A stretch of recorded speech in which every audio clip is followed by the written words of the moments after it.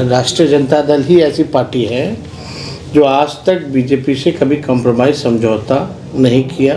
कब्रिस्तान की घेराबंदी से लेकर के सारी चीज़ें जो है कराई गई। तो सीमांचल और कोसी के लिए हम लोग डेवलपमेंट अथॉरिटी का गठन भी हम लोग कराएंगे। और हमारी कोशिश थी कि जिला के जो लोग हैं जिला में ही रह जाए, पटना रेफर ना करना पड़े। इसके लिए हमने रेफरल पॉलिसी भी लाई थी स्वास्थ्य विभाग में। नेता प्रतिपक्ष तेजस्वी जी हमारे साथ हैं और अभी सबसे ज़्यादा जो चर्चा चल रही है ये माय बहन योजना की चल रही है, जिसमें आपने वादा किया है कि अगर आपकी सरकार बनती है तो 2500 रुपये महिलाओं को दिया जाएगा और साथ ही साथ बिजली 200 यूनिट मुफ्त की जाएगी। उसके साथ साथ पेंशन को बढ़ाया जाएगा और कई सारे और वादे किए गए हैं। लेकिन एक तरफ जहां बिहार में जो बीजेपी के नेता है, चाहे विधायक हो चाहे केंद्रीय मंत्री हो, वह तलवार बांट रहे हैं, धर्म की बात कर रहे हैं, मंदिर मस्जिद की बात कर रहे हैं। वहाँ आपकी जो रणनीति है वो कहीं बदली हुई नज़र आती है, सिर्फ रोज़गार और महिलाओं को इस तरह पैकेज देना। क्या आने वाले 2025 में लोगों का मूवमेंट आपकी तरफ हो पाएगा? देखिए, बीजेपी के पास और है क्या कहने को, कोई उपलब्धि तो है नहीं। चाहे केंद्र की हो या राज्य में, जब तक इनकी सरकार है कोई उपलब्धि तो है नहीं, तो कहेंगे क्या। उनकी पुरानी जो नीति रही है उसी नीति के तहत वो हमेशा काम करते रहे और उनकी नीति का हम लोगों ने हमेशा से कड़ा विरोध किया है। राष्ट्रीय जनता दल ही ऐसी पार्टी है जो आज तक बीजेपी से कभी कॉम्प्रोमाइज़ समझौता नहीं किया। हम लोग लड़े हैं और हम लोगों पर भी बीजेपी ने ईडी सीबीआई इनकम टैक्स लगाया, लेकिन हम लोग डरे नहीं और हम लोग अपने विचारधारा से कभी समझौता नहीं कर सकते। हम लोग मुद्दे की बात करना चाहते हैं, अमन चैन की बात करना चाहते हैं, भाईचारे की बात करना चाहते हैं, प्रगति की बात करना चाहते हैं, सकारात्मक बात करना चाहते हैं, नकारात्मक नहीं। मुद्दा क्या है? पढ़ाई, दवाई, कमाई, सिंचाई।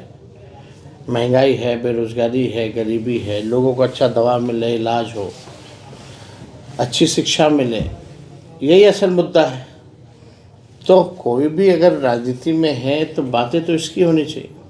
हम या कोई और राजनीति में जो बैठे हैं वो धर्म गुरु तो है नहीं जो सबको पाठ पढ़ाए। हम लोग तो राजनेता लोग हैं और राजनेता लोगों का धर्म बनता है कि अपने काम को वो गिनाएं, उनका क्या एजेंडा है। तो धर्म की, जात की राजनीति बीजेपी करती रहे, हमको काम की राजनीति करनी है। तेजस्वी जी की लड़ाई सीधे एनडीए से है, जदयू है या बीजेपी है? बीजेपी की सबकी लड़ाई से है। अगर आप देखा जाए एक तरह से तो सबकी लड़ाई हम ही से। आज हमको रोकने के लिए सब लोग एक हो रखे हैं। एनडीए का कुनबा बढ़ता जा रहा है, आप देख रहे हैं, लेकिन हम लोग मजबूत हैं। महागठबंधन इंडिया मजबूत है, तभी तो वो सब लगे हुए हैं रोकने में। लेकिन एक बात सर आती है, जब भी मुस्लिम बस्ती लोग नेता जाते हैं, चाहे किसी पार्टी के हो, तो मुसलमानों को एक बात समझाने की कोशिश करते हैं कि आप लालू यादव की पार्टी को वोट देते आ रहे हैं, हमेशा उन्हीं को देते हैं। लेकिन उन्होंने आपके लिए क्या किया? जदयू तो गिनाती है, फहरिस्त देती है, लंबी लिस्ट जारी करती है। आपको नहीं पता है या नौ पीढ़ियों को नहीं पता है, जब लालू जी मुख्यमंत्री थे तो सबसे पहली बार अल्पसंख्यक कल्याण मंत्रालय का गठन पूरे हिंदुस्तान में पहली बार बिहार राज्य में ही हुआ। उसको देख के केंद्र ने अडॉप्ट किया। आयोग, अल्पसंख्यक आयोग का गठन भी उसी समय हुआ जब सब लोगों ने देखा। आप देखिएगा, कब्रिस्तान की घेराबंदी से लेकर के सारी चीज़ें जो है कराई गई।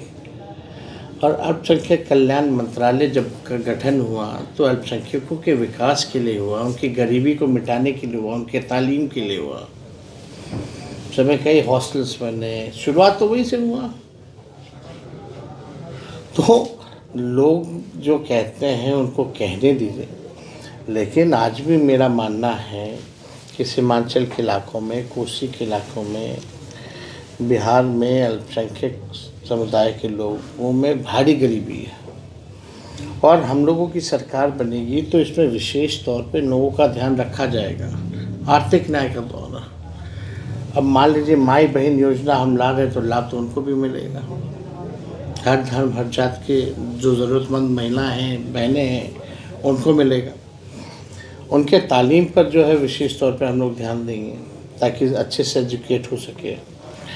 और यही नहीं, हम लोगों ने ये भी निर्णय लिया कि हम लोग जो है इसको लेकर के चाहे कोसी हो या सीमांचल हो, डेवलपमेंट अथॉरिटी का गठन हम लोग करेंगे। और इस बात को हम जब 17 महीने सरकार में थे तो मुख्यमंत्री से भी हमने बोला था कि हम लोगों को बनाना चाहिए, लेकिन उन्होंने इस पर ज़्यादा गंभीरता नहीं दिखाई। लेकिन जब फुल फ्लेज जब सरकार बनेगी तो सीमांचल और कोसी के लिए हम लोग डेवलपमेंट अथॉरिटी का गठन भी हम लोग कराएंगे। सर, जातीय जनगणना आपने करवाया और अभी विधानसभा चुनाव 2025 के आने वाले, क्या उसे मद्देनज़र रखते हुए मुसलमान प्रतिनिधि को मौका दिया जाएगा? तो ये मिलना चाहिए। और हम आपको बता दें, हर जगह हमारे पार्टी में भी अगर देखें तो अब्दुल बारी सिद्दीकी राष्ट्र अध्यक्ष के बाद से दूसरे नंबर पे हैं। आप देखिएगा मुसलमान भाई जो हैं एमएलसी में जो है लगभग अच्छी संख्या में है। आप देखिएगा हमारे विधायक बिहार में सबसे ज़्यादा अगर मुसलमान विधायक हैं तो हमारे ही दल में, एनडीए में तो है ही नहीं। तो आप देखिएगा एनडीए में भी हैं वो जो बसपा से गए हैं, तो और राज्यसभा में हमारे मेंबर रहे हैं। हर जगह हम लोगों की कोशिश है, लेकिन इस बार हम लोग चाहते हैं कि जिसका जहाँ हक बनता है उस हिसाब से हम एक सब देश लोगों के को देने का काम। दलित चेहरे हैं चंद्रशेखर आज़ाद रावण, उनका पटना में सभा हुआ, उन्होंने ऐलान किया कि 2025 में वह भी चुनाव लड़ेंगे। जिस तरह से एनडीए में मांझी जी हैं, चिराग पासवान जी हैं, तो क्या इंडिया गठबंधन में उन्हें शामिल करने का ऐसा अवसर दिया जाएगा? देखिए, हमारी तो अभी कोई ऐसी बात चर्चा हुई नहीं है, ना ही ऐसा कोई प्रस्ताव है। अब इस पर तो हम ज़्यादा कुछ कह नहीं सकते, लेकिन आप बताओ बिहार में कौन चुनाव नहीं लड़ना चाहता? एसपी भी लड़ना चाहती है, बसपा भी लड़ना चाहती है, शिवसेना भी लड़ना चाहती है, एनसीपी भी लड़ना चाहती है और टीएमसी भी लड़ना चाहती है। तो हम कहाँ लड़ेंगे? हम लड़ेंगे कहाँ? हम तो यूपी नहीं लड़ते, हम तो हरियाणा नहीं लड़ते, हम तो पंजाब नहीं लड़ते, हम तो राजस्थान नहीं लड़ते, हम ना गुजरात लड़ते, ना महाराष्ट्र लड़ते, ना बंगाल लड़ते, हम तो बिहार और झारखंड लड़ते। लड़ेंगे कहाँ पे?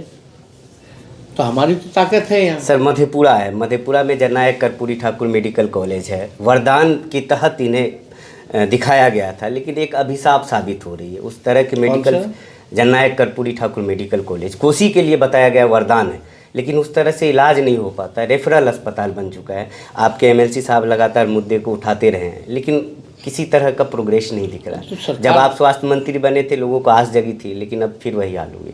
अब देखिए, अब इसमें तो सरकार में आने के बाद ही कुछ सुधार लाया जाएगा। हम लोग तो रात भर अस्पताल में जाके छापा मारते थे और हमारी कोशिश थी कि जिला के जो लोग हैं जिला में ही रह जाए, पटना रेफर ना करना पड़े। इसके लिए हमने रेफरल पॉलिसी भी लाई थी स्वास्थ्य विभाग में, वरना डॉक्टर जो है सबको रेफ़र कर देते थे। तो एक पूरा एसओपी तैयार किया गया था कि किस किस आधार पे जो है आप रेफ़र कर सकते हैं। अगर उसका अनुपालन नहीं हो रहा तो जो सरकार में बैठे हैं वो लोग गंभीर नहीं हैं, उनको कोई चिंता नहीं है लोगों की। सर, मधेपुरा के कई मुस्लिम लीडर जो हैं, रहनुमा हैं, उन्होंने मुझसे कहा सवाल करने आपसे कि यहाँ से एक एमएलसी की मांग उठती रही है कि मधेपुरा खास तौर पे हर जगह से मांग उठती है, एमएलसी मुस्लिम को दिया हर जगह से। लालू यादव जी ने भी वादा किया था यहाँ पर कि एक मुसलमान एमएलसी दिया जाएगा। यहाँ बहुत लोगों की मांग हर जिले से उठती रहती है, लेकिन हम लोग देखिए हर जगह जो है बैलेंस करके चलना चाहते हैं। सिर्फ मुसलमान ही नहीं, अति पिछड़ों की भी आवाज़ उठती रही है, अदर ओबीसी कास्टों की भी उठती रही है। तो इसके लिए तो आपको संख्या बढ़ानी पड़ेगी ना विधायकों की। लास्ट सर, अंतिम सवाल, 2025 चुनाव जीतते हैं तो सबसे यंगेस्ट सीएम आप हो जाएंगे बिहार के, और युवाओं में जिस कदर शराबबंदी के बाद चरस, अफीम, अभी 2 दिन पहले 2.5 करोड़ का चरस पकड़ाया है पूर्णिया में, तो इसको रोकने के लिए किस प्रकार आप युवाओं में मैसेज देना चाहेंगे? और एक लास्ट मैसेज कि अगर सरकार बनती है तो क्या पहल किया जाएगा? देखिए, नशा से तो सबका नुकसान है, करने वालों का भी और जो कर रहे हैं उनके परिवार का भी। तो इसमें तो अवेयरनेस कैंपेन जो है वो लागू होनी चाहिए, और लॉ अगर बनी है तो उसका इम्प्लीमेंटेशन जो है स्ट्रांगली हो, बाहर से अगर आ रहा है तो थोड़ा स्ट्रिक्ट रखें हम बॉर्डर्स को, ताकि इस तरह का सामान ना आए। लेकिन ये इंडिविजुअल और मैटर भी है, घर के भी लोगों को समझाने की ज़रूरत है। मिल्लत टाइम्स को जारी रखने और मजबूत बनाने के लिए हमारी आर्थिक सहायता कीजिए। ये एक आजाद मीडिया हाउस और कमजोरों की आवाज है। आप हमें देखें, सुने, पढ़ें और हर महीने ज्यादा नहीं, सिर्फ 100 रुपए से मदद करें। डिटेल्स डिस्क्रिप्शन में मौजूद हैं।